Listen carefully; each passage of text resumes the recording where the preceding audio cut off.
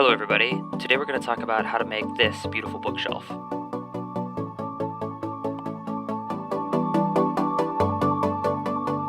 We started out with branches.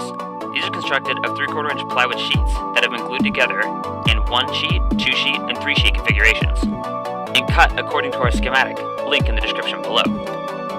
Now that we have our branches, we need something for them to sit on. That's where this 3/4 inch thick sheet of plywood comes into. Since it's going to be our backdrop, we need to paint it. We started out with a thick coat of primer to seal the plywood, and to act as a base for the brown paint that we're going to add later.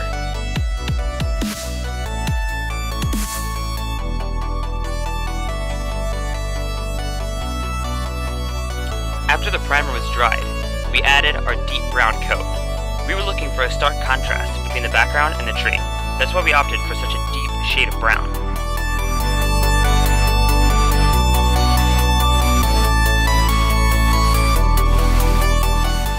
So we went ahead and laid out the tree pieces according to the schematic. The next thing to do is attach them. In order to do that, we need a drill with a small bit for pre-drilling. We're going to need a larger bit for countersinking the screws. And then we're going to need a set of screws. I'm using 2-inch screws right here because they're going to be going through 3/4 inch plywood into the back of the tree branches. And they need to go a decent amount in because the weight of the books is going to be pulling down on them like this. First thing to do is to line up your boards in the correct place and make sure that they're square. That way that we know our board is square against the base edge here. Once we have our rulers lined up, we're going to take the board away. And we're going to drill several holes on the bottom side so we know from the back how we're going to drill.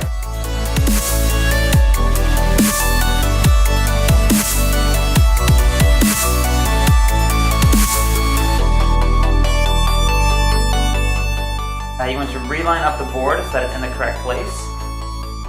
And then you're going to drill in from the bottom.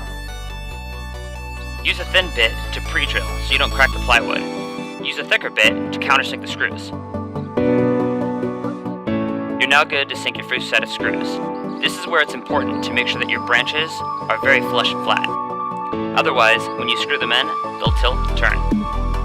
We wanted to hide all the screws so they wouldn't be visible from the front. This one will be covered up by a branch and is good to add structural support to the base of the tree.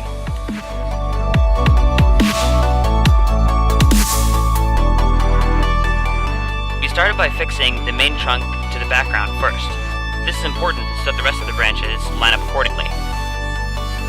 To fix each piece, we would first butt it up to the piece before it, and then line either side with rulers so we know how wide the piece was. The piece is then taken away and holes are drilled for the top of the plywood. This is so we know where to drill in from the bottom when we replace the piece. Screwing each branch in will take some time. You have to be careful about its placement so that the gaps between each branch are not accentuated when you screw them in. It's nice to have a friend to help you set the boards, and 2 tables to put the plywood on so you can get underneath the boards easily. Since you have to use 3 sets of drill bits, it's also nice if you have several drills so you don't have to keep swapping the bits out.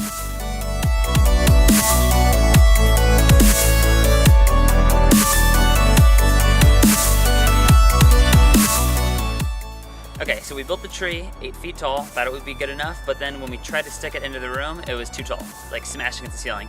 So we're gonna take off about 3 inches off the top, and we've already set up our jig right here.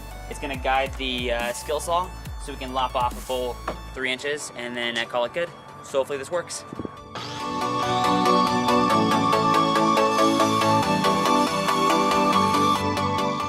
After some measuring malfunctions, we are going... Was not me, that was definitely not me. We're going to sand the top of the tree.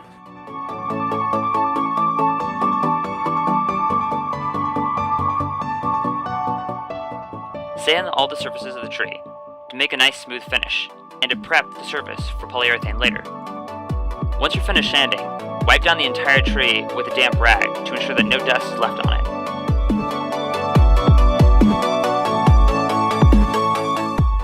We're about to brush on some polyurethane. That's this stuff right here, because we got our tree, you know, it's all sanded and pretty, and we took some wet rags and made it all nice and dust free. So I think we're about to get started here. What are you excited about?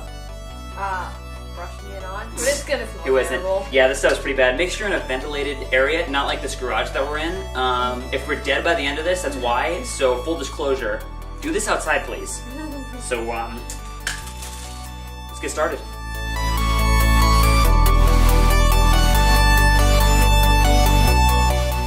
What I'm doing is I'm putting it on the wood right now, but we're also going to put it on the paint to protect the paint also.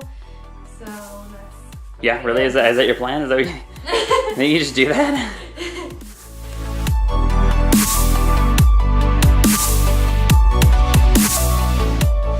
Polyurethane makes for a nice, clean, protective coat, but will raise rough burrs when it's finished drying.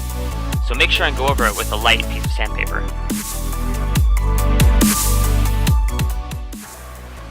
Pretty exciting that we're almost done. Yeah, I know. Took forever. Just the last wee little bit right here. So we totally upgraded our security. Check that bad boy out.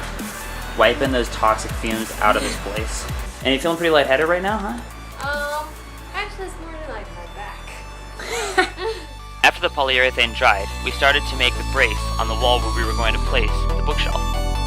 We found the studs in the wall and screwed 2 2x4s into them. We then marked on the back of the tree where those 2x4s met. We laid the tree down and then screwed another 2 set of 2x4s into the back of the tree. We set the tree against it again and then screwed the 2x4s into each other. We did this so as not to have screws coming straight in from the front of the tree.